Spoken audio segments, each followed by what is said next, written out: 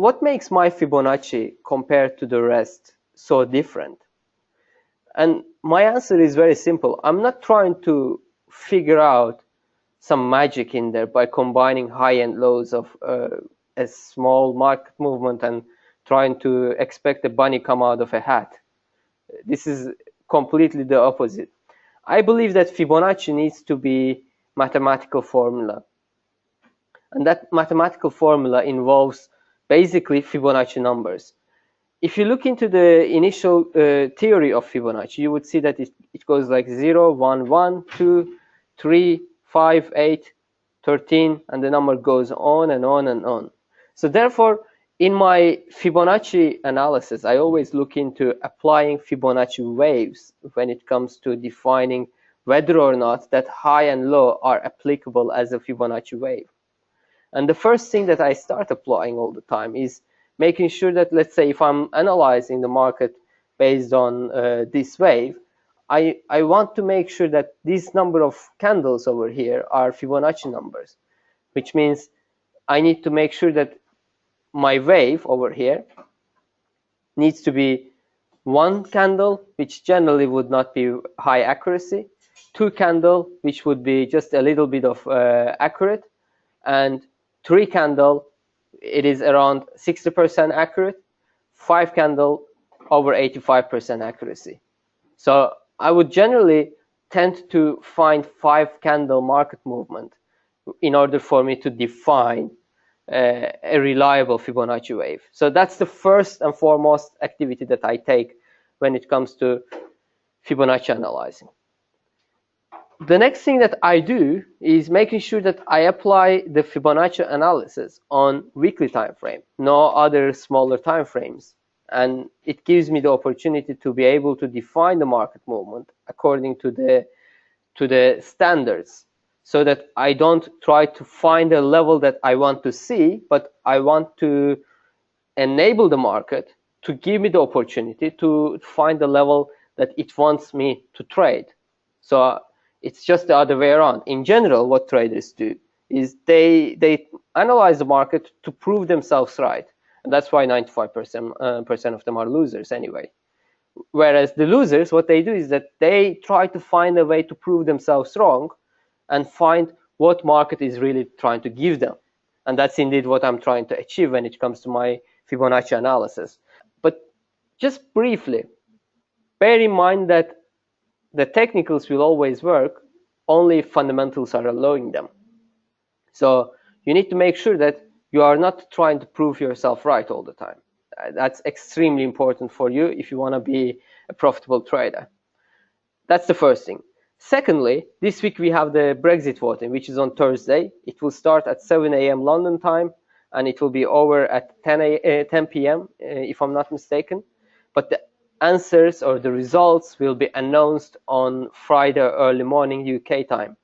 So there is a huge instability in the market. Gold is going to be one of the most unstable currencies or tradable instruments. Euro is going to be the most important unstable currency, as well as GBP. But then there are going to be the safe haven tradable instruments that you will be looking for. And for me, they are going to be the Japanese yen, Australian dollar, and most important of all, the Swiss franc. But we will discuss the fundamental part of it in our webinar in the evening, which is based on how to trade Forex in case of Brexit. Now let's look into the gold and see what we can really expect. I've analyzed the market for gold on monthly time frame, but let's try to get rid of it and see what we can really expect on weekly time frame as well. As we said initially, the market needs to have 3 or 5 or 8 candles. And if you look into the market for the last couple of waves, you can see that there is no 3 candle here except the last week and the previous 2 weeks candles over here. So we keep it as a reserve potential candles. Then we look into this 1, 2, 3, 4, 5, 6. So it's not really a Fibonacci candle. 1, 2, 3. This is a Fibonacci candle. 1, 2, 3, 4, 5, 6. So again, not really a Fibonacci candle. What do we do? So just to make it simple for now, I'm going to be sticking into this one because so far the week has opened with a gap. And I'll go on daily time frame for myself to see what we can really expect out of the market.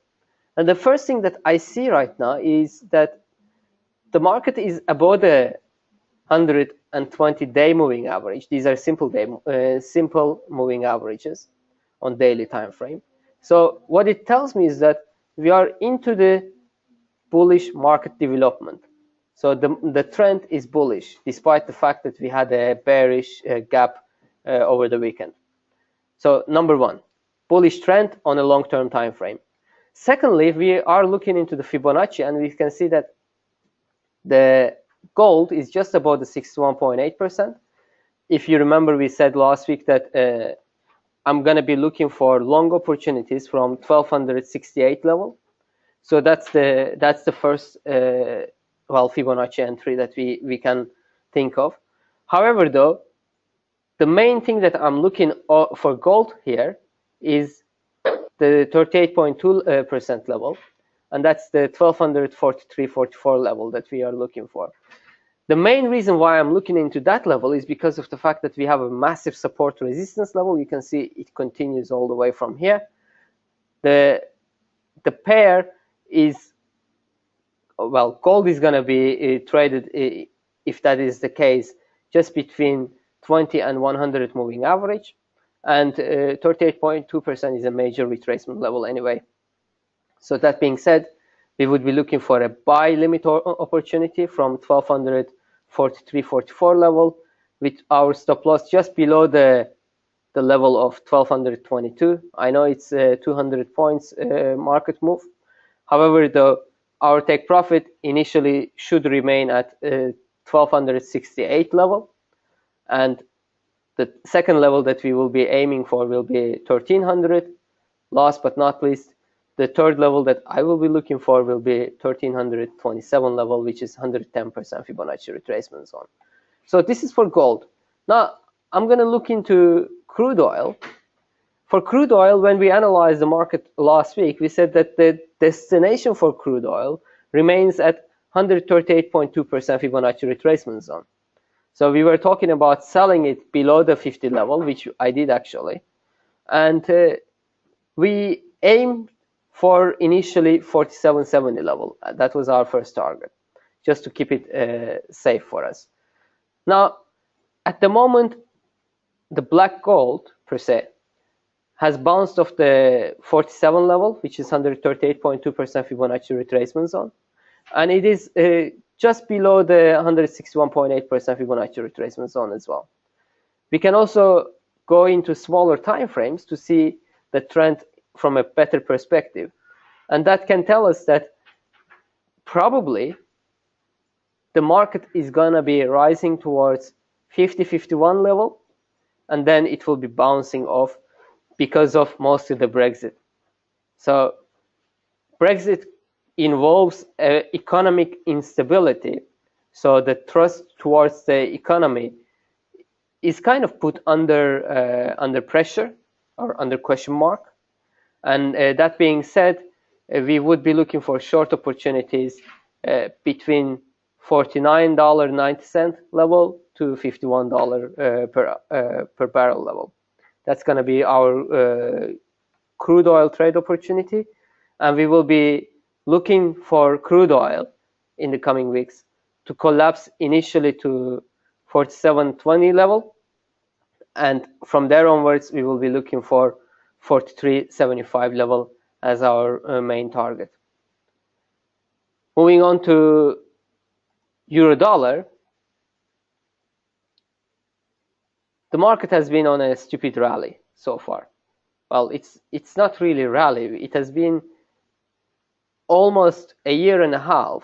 It's going to be a year and a half, literally, that the market has been moving between 1.16 to 1.05 level. And it is about to break out. That's the only thing that I want to just share with you right now. We are about to see a breakout on a bearish or bullish side. But The main thing, again, if we look into euro dollar, is the Brexit voting that's going to be taking place on Thursday. And it's putting the euro under pressure. And I was just explaining it to one of my other trainees just earlier today, that whenever there is any kind of instability in the market moves on 3 waves. And I would like you to jot it down. So the 3 waves is described in such a way that between 2 months to 10 days until the actual event taking place, the market goes within a bearish rally. Between 10 days to approximately 1 day until the actual event taking place, the market goes into a bullish rally. And after that 1 day, right until the event is over, the market again goes on to bearish rally. So we have seen the market basically going into bearish rally. Then the last 10 days, more or less somewhere over here, we have seen now the market trying to turn around into a bullish rally again. And I would say that probably we would be looking for sell opportunities from 1.1395 level, or if that level is broken above, we would be looking for sell opportunity from 1.1540 level. That would be a reliable level to look into. And I would be looking for, as my target, 1.1288 level. And meanwhile, my main target will remain at 1.1052 level. That's going to be for euro dollar. But I would, in general, tend to stay out of euro dollar because of the fact that it's quite unstable currency pair. Now, this is one of the currency pairs that for the first time in many weeks ended me up with a stop loss today. I ended up having a stop loss because of a wrong level of entry that I have to accept myself.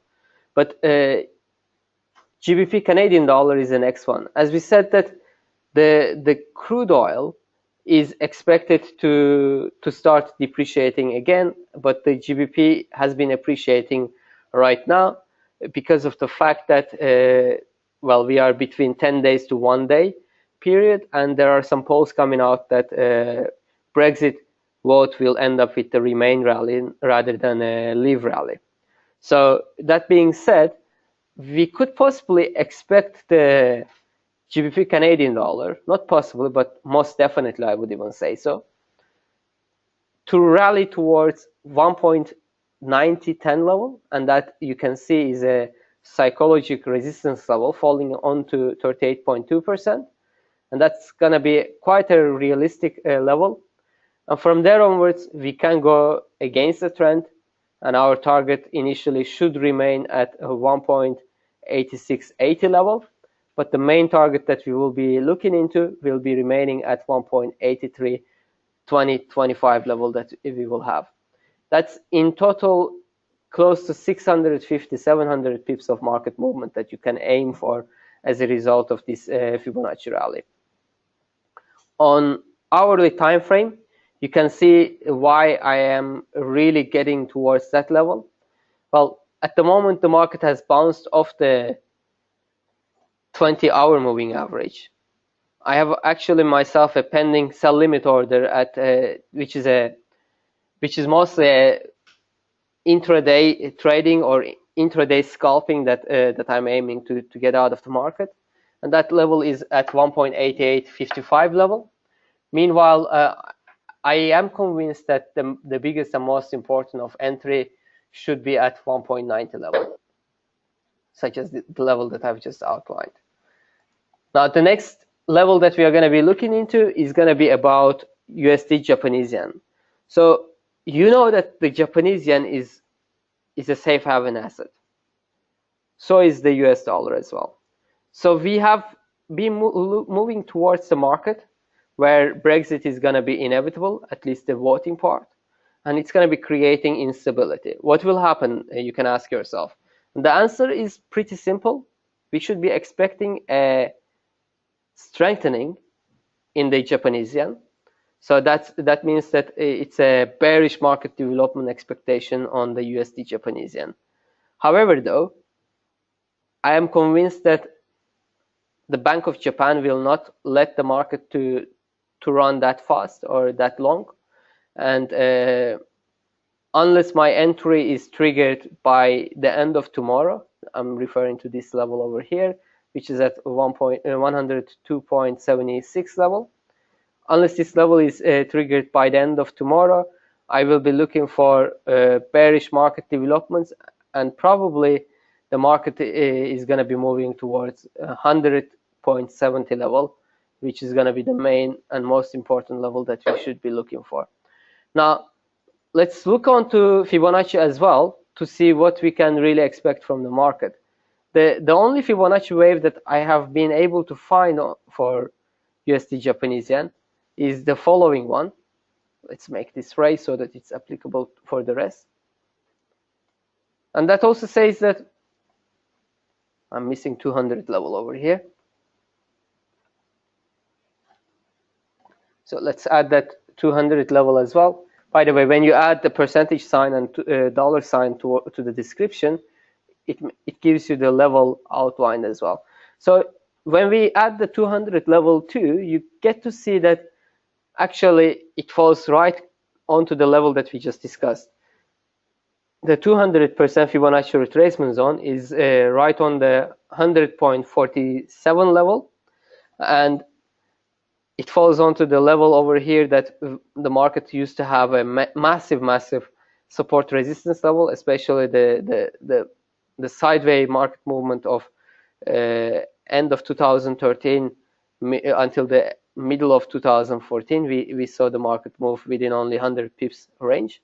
So this is going to be the main level that we would be looking for, and I'm still convinced that this is the main demand zone for the USD Japanese yen that we would be looking for, as the Bank of Japan wouldn't really allow the pair to depreciate further lower. USD Swiss franc is the next one. I've been talking about it for many days now. I am convinced that the Euro Swiss franc is going to be moving on a bearish side, and the biggest entry should be between 1.0950 level to 1.1050 level, while your stop loss should be at 1.11 level, and your take profit level should remain towards 1.05 level, which gives you between 450 to 500 pips market movement or profit opportunity that you can have. I'm not going to be able to show much of extra technicality on it, since most of my projection is based on fundamentals, and the reason being the fact that at the moment the SNB, the Swiss National Bank, has been selling Swiss francs in order to keep up with their kind of promises with the ECB that they wouldn't create big gap between Swiss franc and the euro, and that's indeed the reason why it has been trading between 1.08 to 1.10, 1.11 levels so far. And you can also understand that there is an invisible, unofficial peg of Euro Swiss franc right now. And since we are moving towards the possible Brexit, it's likely that the Bank of the SNB, Swiss National Bank, will not be able to catch up with the Swiss franc sales, and nonetheless we will be seeing the Euro Swiss franc tumbling down, and our target, as we said earlier, should be remaining at 10% Fibonacci retracement zone, which is close to 1.05 level. Similarly, USD Swiss franc, we will not be looking into it, but now we should be covering the cable as well, which is the main focus point right now for many of the traders and investors out there. I can see that the 10-day level that we were discussing has been working quite substantially. If you have been participating in my other webinars, you can see that there has been a sword candle on daily time frame on last Thursday. So this sword candle was an indication that the market is going to be reversing backwards onto a bullish territory. And that being said, I'm convinced that the market is going to be moving on a bearish side. However, though, here's the big however. We would be seeing a spike in the market. So I wouldn't really target 1.4740 level, which is which is the 138.2% Fibonacci retracement zone. But I would look into sell opportunities between 149.40 level to 152 level.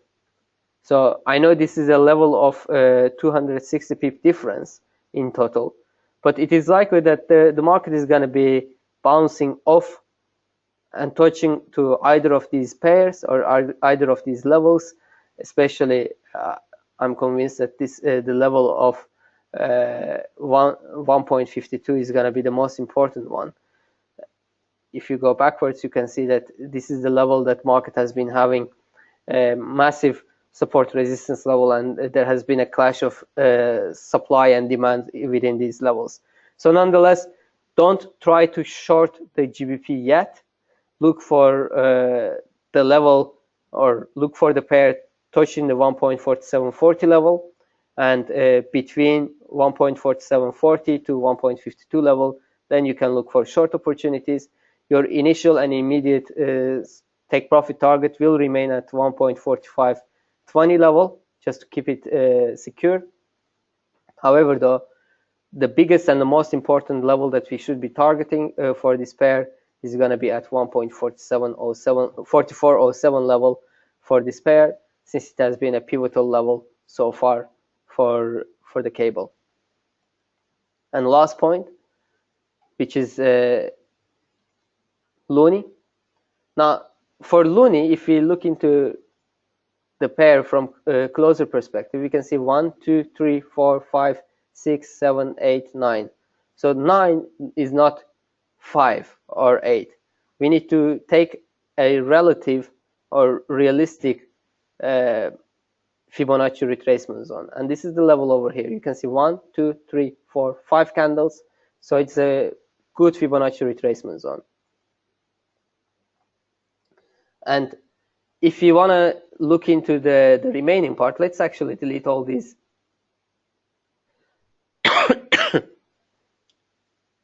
If you want to take the best out of the market, or benefit from the best out of this market, we can draw the Fibonacci retracement zone, and you will see that the market so far bounced off the 76.4% Fibonacci retracement zone, and last week itself, it found a support or resistance at 23.6% Fibonacci retracement zone, which is the reverse of 76.4%.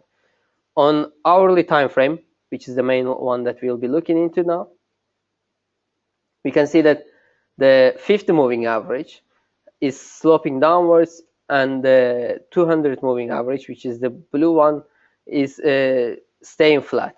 If we change it to 100 moving average and make this one to 20 moving average, you can see that there has already been a crossover of two moving averages, which means that the market has entered to a bearish territory already on hourly time frame. And that gives me the belief that for now, it is likely for the USD Canadian dollar to continue its bearish market move. At least this level should be continuing towards 1.2420 level. However, entries should be made only above 1.2850 level. So don't hurry up right now yet, because of the fact that it is not a sell opportunity at the moment.